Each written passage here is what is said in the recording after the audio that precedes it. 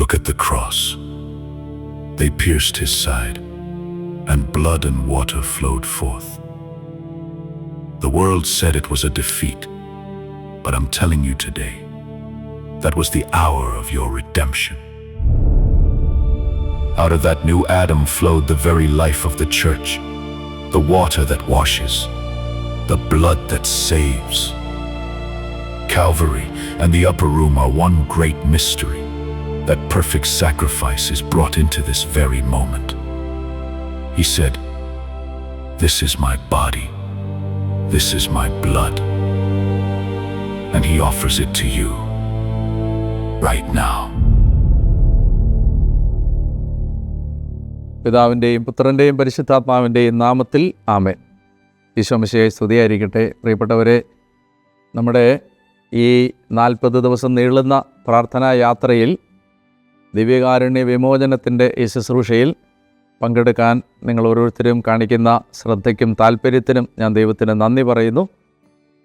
നമ്മൾ ഇന്ന് ഈ യാത്രയിലെ 18ാമത്തെ ദിവസത്തിലേക്ക് കടന്നു വരികയാണ്.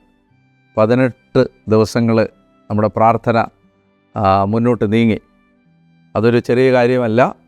എല്ലാ ദിവസവും ഈ വചനം ധ്യാനിച്ചും ബൈബിൾ വായിച്ചും പ്രാർത്ഥിച്ചും പുണ്യപ്രവൃത്തികൾ അഭ്യസിച്ചും കർത്താവിനോട് ഹൃദയം ചേർത്ത് വെച്ചും നമ്മൾ നടന്നു എന്നുള്ളത് ഒരു ചെറിയ കാര്യമായിട്ട് നിങ്ങൾ കാണരുത്. കൂടുതൽ കൃപയിൽ മുന്നോട്ട് പോകാൻ നമുക്കിനിയുള്ള ദിവസങ്ങളിലൂടെ ദൈവം നമ്മളെ സഹായിക്കും. നമ്മൾ ഇന്നത്തെ ചിന്തയ്ക്ക് വേണ്ടി എടുക്കുന്നത് രാജാക്കന്മാരുടെ 1-ാം പുസ്തകത്തിൻ്റെ 19ാമത്തെ അധ്യായത്തിൽ ഏലിയ ജസബലിൽ നിന്ന് പേടിച്ചോടുന്ന സമയത്ത് മാലാഖ കൊണ്ടുവന്ന് ഏലിയായിക്ക് അപ്പം കൊടുക്കുന്ന ഒരു ഭാഗമാണ് നമ്മൾ ഇന്നത്തെ ചിന്തയ്ക്ക് വേണ്ടി എടുക്കുന്നത്. അപ്പോൾ ഇതിൻ്റെ ഒരു പശ്ചാത്തലം ഞാൻ നിങ്ങളോട് പറയുകയാണ്. നമ്മൾ കഴിഞ്ഞ എപ്പിസോഡിൽ കണ്ടിരുന്നു, കാർമൽ മലയിൽ ഏലിയ ബലിയർപ്പിച്ചു. അവിടെ ദൈവത്തിൻ്റെ തീ ഇറങ്ങി വന്നു. ദൈവത്തിൻ്റെ അഗ്നി ഇറങ്ങി വന്ന് കഴിഞ്ഞപ്പോൾ ദൈവം യഹോവ ദൈവമാണെന്ന് ജനം ഏറ്റുപറഞ്ഞ് ആരാധിച്ച് കഴിഞ്ഞപ്പോൾ അവിടെ ഉണ്ടായിരുന്ന ബാലിൻ്റെയും അശേരായുടെയും പ്രവാചകന്മാരെ വകവരുത്തി. അപ്പം അങ്ങനെ കിഷോൻ അരുവിക്ക് സമീപം കൊണ്ടുപോയി ഏലിയായുടെ നേതൃത്വത്തിൽ ഈ ബാലിൻ്റെ മന്ത്രവാദികൾ, ഈ പൈശാചിക ആരാധകർ കൊല്ലപ്പെട്ട് കഴിയുമ്പോൾ അവർക്ക് സംരക്ഷണം കൊടുത്തിരുന്ന, അവരുടെ സ്പോൺസറായിരുന്ന, അവരുടെ മെൻറ്ററായിരുന്ന, അവരെ പ്രൊട്ടക്റ്റ് ചെയ്തിരുന്ന ആളാണ് ജസബൽ രാജ്ഞി. ഞാൻ നേരത്തെ പറഞ്ഞിരുന്നു, ഇവരൊരു പൈശാചികതയുടെ ആൾ രൂപമാണ്. അപ്പോൾ ഈ ജസബൽ രാജ്ഞി കോപത്തോടുകൂടി ഈ വിവരം അറിഞ്ഞപ്പോൾ ആഹാബ് ജസബലിനോട് ഈ കാര്യങ്ങളെല്ലാം പറഞ്ഞു. ജസബൽ ഈ സമയത്ത് ഏലിയായോട് പറയുന്ന ഒരു വാചകം ഇതാണ്: "നാളെ ഈ നേരത്തിന് മുമ്പ് ഞാൻ നിൻ്റെ ജീവൻ ആ പ്രവാചകന്മാരുടെ ജീവൻ പോലെയാക്കും." എന്ന് പറഞ്ഞാൽ ഞാൻ നിന്നെ കൊല്ലും. അങ്ങനെ ചെയ്തില്ലെങ്കിൽ എൻ്റെ ദേവന്മാർ അതിലപ്പുറം എന്നോട് ചെയ്യട്ടെ എന്ന് പറഞ്ഞ് ജസബൽ ഏലിയായെ കൊല്ലും എന്ന് പ്രതിജ്ഞ എടുത്തിരിക്കുകയാണ്. അപ്പോൾ ഈ സമയത്താണ് ഏലിയ പ്രാണരക്ഷാർത്ഥം ഓടുന്നത്. നമ്മൾ ചിലപ്പോൾ ബൈബിൾ വായിച്ചിങ്ങനെ പോകുമ്പോൾ നമുക്കൊരു അത്ഭുതം തോന്നാം, അല്ലെങ്കിൽ നമുക്കൊരു ആശ്ചര്യം തോന്നാം. അതായത് ഒരു രാജാവിൻ്റെ മുഖത്ത് നോക്കി നേരെ നിന്ന് ഞാൻ പറഞ്ഞല്ലാതെ മഴയോ മഞ്ഞോ പെയ്യില്ല എന്ന് പറഞ്ഞ അത്രയും കരുത്തനായൊരു പ്രവാചകൻ പേടിച്ചോടുമോ? ഇങ്ങനെ പ്രാണരക്ഷാർത്ഥം ഓടുമോ? ഇനി നമ്മൾ കുറച്ച് കഴിയുമ്പോൾ രാജാക്കന്മാരുടെ 2-ാം പുസ്തകത്തിൽ രാജാവിൻ്റെ സേവകന്മാർ വന്ന് വിളിക്കുമ്പോഴൊന്നും പേടിച്ച് ഓടിപ്പോകുന്ന ആളല്ല ഏലിയ. നമുക്ക് പരിചയമുള്ള ഏലിയ ഇങ്ങനെ ഓടുന്ന ആളല്ല. പിന്നെ എന്താണ് ഇവിടെ സംഭവിച്ചത്? ഇവിടെയാണ് നമ്മൾ കാണേണ്ടത്. വലിയൊരു ഡീമോണിക് അറ്റാക്കിൻ്റെ മുമ്പിലാണ് ഏലിയ നിൽക്കുന്നത്. ഒരു പൈശാചിക ആക്രമണത്തിൻ്റെ മുമ്പിലാണ് ഏലിയ നിൽക്കുന്നത്. കാരണം ബാലിൻ്റെയും അശേരായുടെയും പ്രവാചകന്മാർ, മന്ത്രവാദികൾ കൊല്ലപ്പെട്ടു. അവിടെ ബാലിൻ്റെ ബലിപീഠങ്ങൾ തകർന്നു, പൈശാചിക ബലിപീഠങ്ങൾ തകർന്നു. അവിടെ ഒരു ഡയറക്റ്റ് ഡിവൈൻ എൻകൗണ്ടർ ഉണ്ടായി. അവിടെ സാത്താൻ്റെ ആ സാമ്രാജ്യം തകർക്കുന്ന ഒരു ദൈവപുരുഷനായിട്ട് ഏലിയ മാറി. അപ്പോൾ തീർച്ചയായിട്ടും ദൈവവേല ചെയ്യുന്ന ആളുകൾക്കറിയാം, നമ്മളിങ്ങനെ ആത്മീയ ശുശ്രൂഷകൾ ശക്തമായിട്ട് ചെയ്യുമ്പോൾ തീർച്ചയായിട്ടും റിറ്റാലിയേഷൻ അല്ലെങ്കിൽ ഈ തിരിച്ചുള്ള ആക്രമണം, പൈശാചിക ആക്രമണം ഉണ്ടാവാനുള്ള സാധ്യതയുണ്ട്. ഞാൻ പൂർണ്ണമായിട്ടും വിശ്വസിക്കുന്നതും ഞാൻ മനസ്സിലാക്കുന്നതും ഏലിയ ഇവിടെ is under a spiritual attack. Eliya ഒരു പൈശാചിക ആക്രമണത്തിൻ്റെ, ആത്മാവ് പിശാചിനാൽ ആക്രമിക്കപ്പെടുന്ന ഒരു ഡിമോണിക് അറ്റാക്കിൻ്റെ മുമ്പിൽ നിൽക്കുകയാണ്. അവിടെയാണ് ഈ ഡിപ്രഷനും സൂയിസൈഡൽ ടെൻഡൻസീസും ഒക്കെ ഏലിയായ്ക്ക് വരുന്നത്. അല്ലെങ്കിൽ നമ്മൾ വായിച്ച് മനസ്സിലാക്കിയിട്ടുള്ള ഏലിയ ഒരിക്കലും ഞാൻ മടുത്തു, എനിക്ക് മരിച്ചാൽ മതി എന്നൊന്നും പറയില്ല. അപ്പോൾ അതിൻ്റെ അർത്ഥം ഇവിടെ Eliya he's encountering a spiritual demonic attack. കാരണം അത് പൂർണ്ണമായിട്ട് അങ്ങനെ വിശ്വസിക്കുന്നതിന് ന്യായമുണ്ട്. കാരണം ഏലിയ അതുപോലെ ഡീമൺസുമായിട്ട് അറ്റാക്ക് ചെയ്തിട്ടാണ് കാർമൽ മലയിൽ ആ ഒരു അറ്റാക്ക് കഴിഞ്ഞിട്ടാണ് അയാൾ അവിടെ നിൽക്കുന്നത്. അപ്പോൾ ഈ സമയത്ത് ജസബൽ ജീവനെടുക്കാൻ ഒരുമ്പെടുന്നു എന്നറിയുമ്പോൾ, പൈശാചികത തനിക്കെതിരെ എല്ലാ ഭാവങ്ങളോടെ ഉറഞ്ഞുതുള്ളി വരുന്നു എന്നറിയുമ്പോൾ ഈ മനുഷ്യൻ പേടിച്ച് ഓടുകയാണ്. അങ്ങനെ ഓടുന്ന സമയത്ത് മാത്രമല്ല, അപ്പോൾ നിങ്ങൾ വിചാരിക്കും ഏലിയായ്ക്ക് ദൈവശക്തി എവിടെ? ഏലിയായിൽ ദൈവശക്തി ഉണ്ടായിരുന്നല്ലോ. നമ്മൾ ആത്മീയ ശുശ്രൂഷ ചെയ്യുന്നവർക്ക് ഞാൻ ഈ പറയുന്നത് മനസ്സിലാവും. നമ്മൾ കർത്താവിൻ്റെ ഒരു വേല ചെയ്തു കഴിയുമ്പോൾ, ദൈവാത്മാവിൻ്റെ ഒരു ശുശ്രൂഷ ചെയ്തു കഴിയുമ്പോൾ, ആ ശുശ്രൂഷ കഴിയുമ്പോൾ നമ്മൾ കംപ്ലീറ്റായിട്ട് എക്സോസ്റ്റഡ് ആവും. നമ്മുടെ ആത്മീയ കൃപകളെല്ലാം ചോർന്നു പോവും. ഞാനൊരു ഉദാഹരണം പുതിയ നിയമത്തിൽ നിന്ന് കാണിക്കാം. കർത്താവ് ഈശോ മിശിഹാ തന്നെ പറഞ്ഞില്ലേ, രക്തസ്രാവക്കാരി സ്ത്രീയിലേക്ക് യേശുവിൻ്റെ ശക്തി പോയി കഴിഞ്ഞപ്പോൾ ആരാണ് എന്നെ തൊട്ടത്? എൻ്റെ ശക്തി പുറപ്പെട്ടു പോയി എന്ന് പറഞ്ഞാൽ ആ എനർജി പോയി. ശരീരത്തിൽ നിന്ന് ശക്തി പോകുന്നത് അറിയാം. നമ്മളൊരു ദൈവ ശുശ്രൂഷ ചെയ്യുമ്പോൾ നമുക്കുള്ള നമ്മുടെ അഭിഷേകം, നമുക്കുള്ള കൃപ എല്ലാം മറ്റുള്ളവർക്ക് നമ്മൾ ഒഴുക്കി കൊടുക്കുകയാണ്. ഇവിടെ കാർമൽ മലയിൽ ഒരു വലിയ ദൈവപ്രവൃത്തി നടന്നു കഴിയുമ്പോൾ ഏലിയ എന്ന ദൈവ മനുഷ്യൻ സ്പിരിച്വലി ഡ്രെയിൻഡായി ഒരു 0 പോയിൻറ്റിലേക്ക് എത്തി. ആ കൃപയെല്ലാം താഴ്ന്നു. അങ്ങനെ നിൽക്കുന്നൊരു സമയത്ത് ഇനി അദ്ദേഹം പ്രാർത്ഥിച്ച് ശക്തി പ്രാപിക്കുന്നതിനുള്ള ഗ്യാപ്പാണ്. പക്ഷേ ആ സമയത്താണ് ഈ ഡിമോണിക് അറ്റാക്ക് വരുന്നത്. അതുകൊണ്ട് അദ്ദേഹം ഓടുകയാണ്.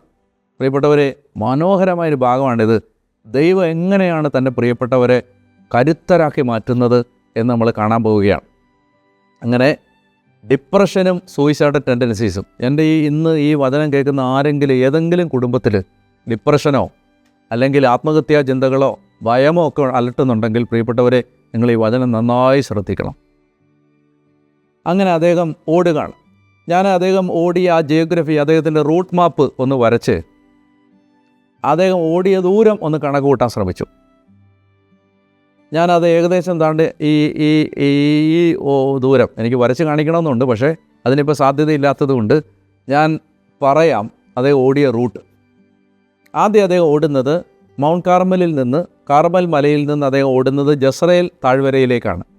അത് ഏകദേശം 30 കിലോമീറ്ററിനും 40 കിലോമീറ്ററിനും ഇടയിൽ ദൂരമുണ്ട്. അപ്പോൾ 30 to 40 കിലോമീറ്റേഴ്സാണ് അദ്ദേഹം ആദ്യം ഓടുന്നത്. മൗണ്ട് കാർമലിൽ നിന്ന് അദ്ദേഹം നേരെ ജസ്രയേൽ താഴ്വരയിലേക്ക് ഓടും. ഈ ജസബൽ കൊല്ലും എന്ന് പറഞ്ഞു കഴിഞ്ഞപ്പോൾ പിന്നെ അദ്ദേഹം ജസ്രയേലിൽ നിന്ന് ബർഷേബായിലേക്ക്, അത് ഏതാണ്ട് 160 കിലോമീറ്റർ ഉണ്ട്. അത്രയും ദൂരം അദ്ദേഹം പോയി. നിങ്ങൾ ഓർക്കണം, വണ്ടിയില്ല, ഒരു മനുഷ്യൻ കാൽനടയായിട്ടാണ് ഈ പോകുന്നത്. ഇനി അത് കഴിഞ്ഞിട്ട് ബർഷേബായിൽ നിന്ന് അദ്ദേഹം പിന്നെ നമ്മൾ കാണുന്ന ഒരു ദിവസത്തെ വഴി നടന്ന് മരുഭൂമിയിലെത്തി. അത് ഏതാണ്ട് 30 കിലോമീറ്ററാണ്. ഒരു ശരാശരി മനുഷ്യൻ്റെ ഒരു ദിവസത്തെ നടപ്പ് ദൂരം 30 കിലോമീറ്ററാണ്. അതായത് ഒരു ദിവസം രാവിലെ ഒരു 7 മണി മുതൽ വൈകുന്നേരം ഒരു 5 മണി 6 മണി വരെ ഒരു മനുഷ്യൻ നടന്നാൽ ശരാശരി ഒരു മനുഷ്യൻ്റെ നടപ്പ് ദൂരം ഒരു 30 കിലോമീറ്ററാണ്. അപ്പോൾ അത് കൃത്യം ആ 30 കിലോമീറ്ററാണ്. ബർഷേബായിൽ നിന്ന് അദ്ദേഹം മരുഭൂമി വരെ അദ്ദേഹം ഓടിപ്പോയി. പിന്നെ ദൈവദൂതൻ അദ്ദേഹത്തിന് അപ്പം കൊടുക്കുന്നൊരു ഭാഗമുണ്ട്. ഞാനത് വായിക്കാം. അദ്ദേഹം യൂദയായിലെ ബർഷേബായിലെത്തി. അവിടെ വെച്ച് വൃത്തനെ വിട്ടുപിരിഞ്ഞു. അവിടെ നിന്ന് അവൻ തനിയെ മരുഭൂമിയിലൂടെ ഒരു ദിവസത്തെ വഴി നടന്ന് ഒരു വാടാമുൾച്ചെടിയുടെ തണലിലിരുന്നു. അവൻ മരണത്തിനായി പ്രാർത്ഥിച്ചു. കർത്താവേ, മതി, എൻ്റെ പ്രാണനെ സ്വീകരിക്കുക. ഞാൻ എൻ്റെ പിതാക്കന്മാരെക്കാൾ മെച്ചമല്ല. അവൻ ആ ചെടിയുടെ തണലിൽ കിടന്നുറങ്ങി. അടുത്തത് കർത്താവിൻ്റെ ദൂതൻ അവനെ തട്ടി ഉണർത്തി, എഴുന്നേറ്റ് ഭക്ഷിക്കുക എന്ന് പറഞ്ഞു. എഴുന്നേറ്റ് നോക്കിയപ്പോൾ ചുടുകല്ലിൽ ചുട്ടെടുത്ത അപ്പവും ഒരു പാത്രം വെള്ളവും ഇതാ തലയ്ക്കൽ. അത് കഴിച്ചവൻ വീണ്ടും കിടന്നു. കർത്താവിൻ്റെ ദൂതൻ വീണ്ടും അവനെ തട്ടിയുണർത്തി, എഴുന്നേറ്റ് ഭക്ഷിക്കുക, അല്ലെങ്കിൽ യാത്ര ദുഷ്കരമായിരിക്കും. അവൻ എഴുന്നേറ്റ് ഭക്ഷണപാനീയങ്ങൾ കഴിച്ചു. അതിൻ്റെ ശക്തി കൊണ്ട് 40 രാവും 40 പകലും നടന്ന് കർത്താവിൻ്റെ മലയായ ഹോറബിലെത്തി. ഈ ലാസ്റ്റ്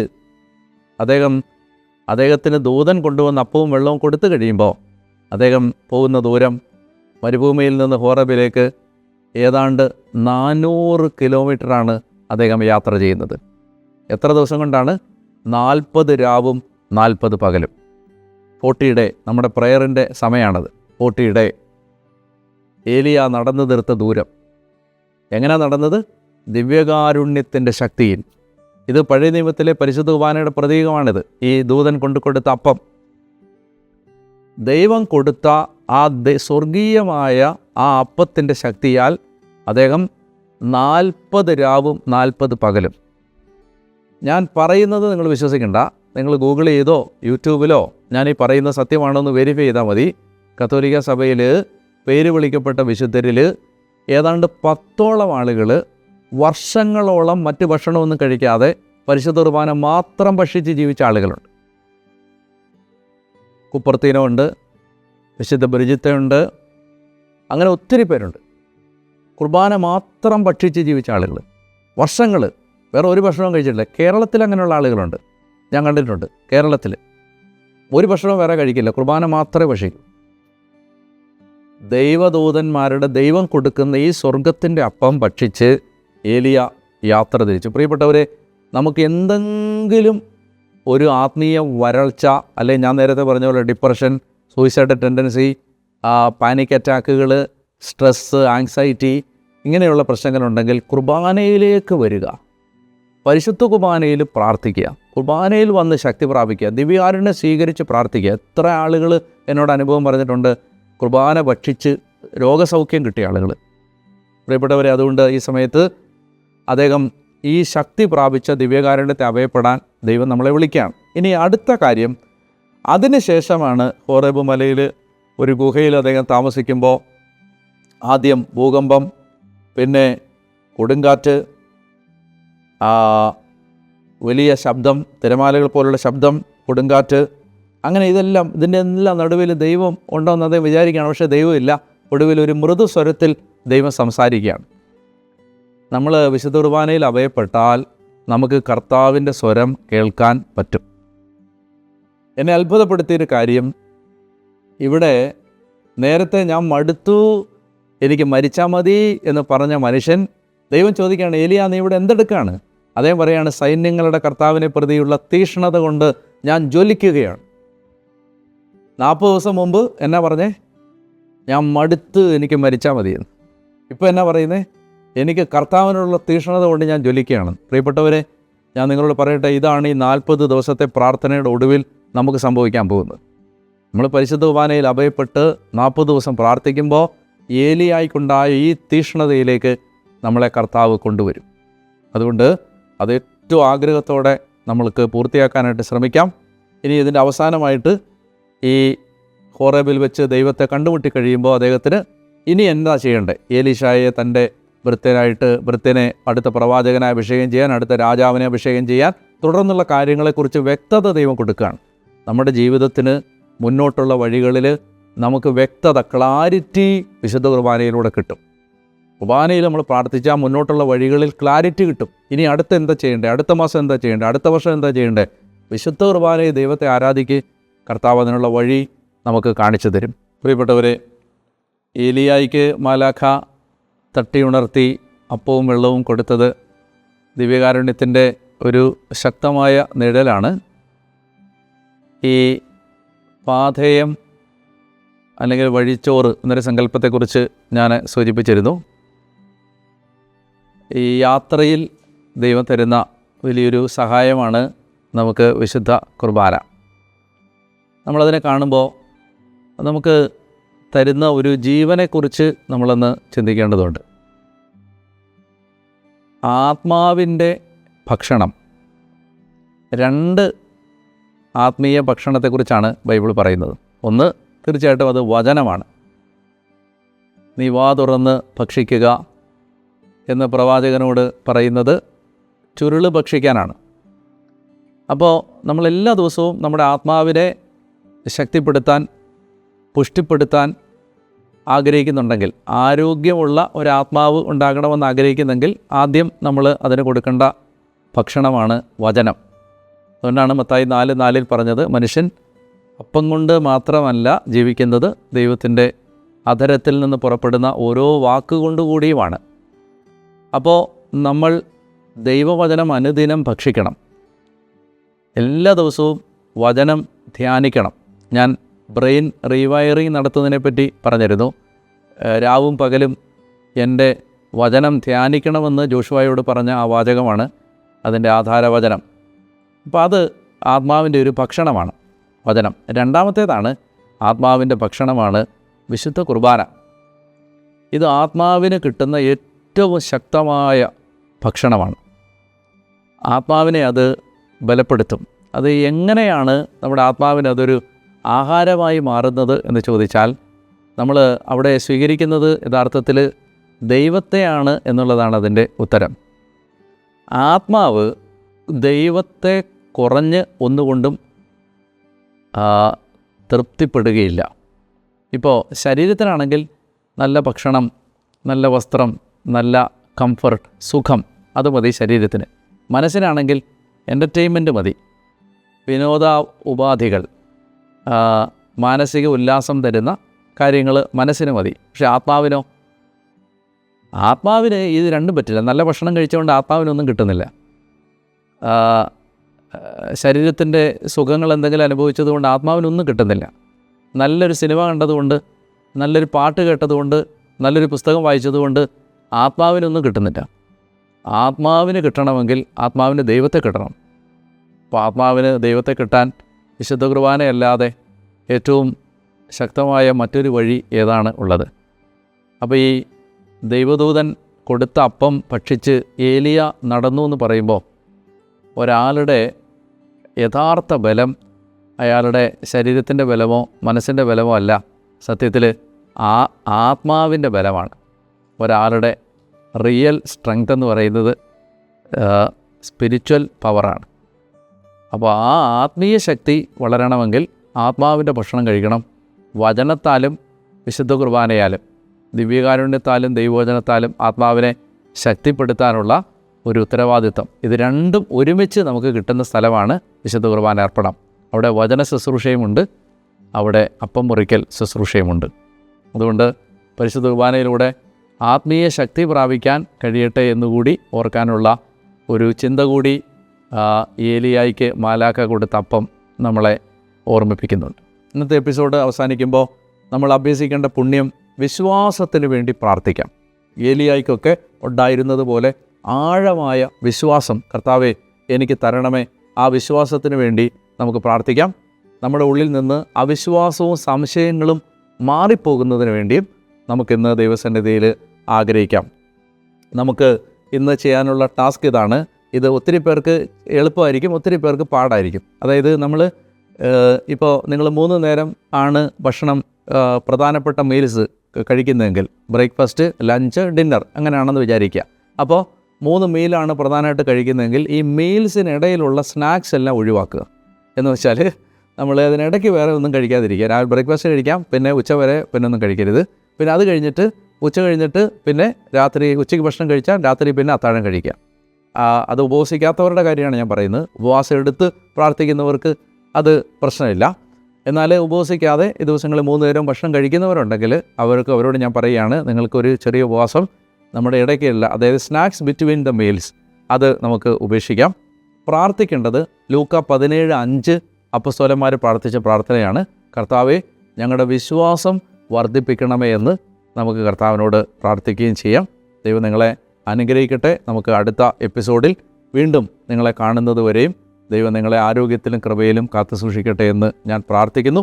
നമുക്ക് ആരാധനയുടെ ആശീർവാദം സ്വീകരിക്കാം.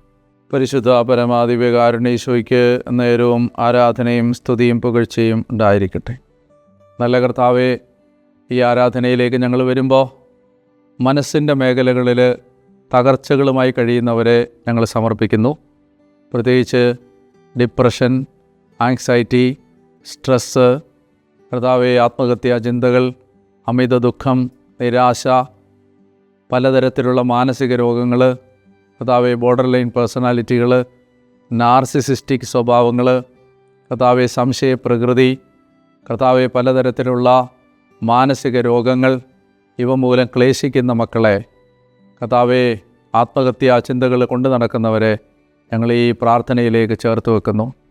കർത്താവെ അതുമൂലം പലരുടെയും പല പ്രിയപ്പെട്ടവരുടെയും ജീവിതം ദുസ്സഹമായി മാറുമ്പോൾ കർത്താവെ നിൻ്റെ കരുണ യാചിക്കുന്നു. ദൈവമേ, തളർന്ന മനസ്സിന് പകരം സ്തുതിയുടെ മേലങ്കി തരാമെന്ന് വാഗ്ദാനം ചെയ്ത കർത്താവെ, ഈ സമയത്ത് ഭാരപ്പെട്ട മനസ്സുമായി കഴിയുന്ന മക്കളെ ഈ ആരാധനയിൽ അവിടുന്ന് സുഖപ്പെടുത്തണം എന്ന് പ്രാർത്ഥിക്കുന്നു. കർത്താവെ, അവരുടെ മനസ്സിനെ ആശ്വസിപ്പിക്കണമേ.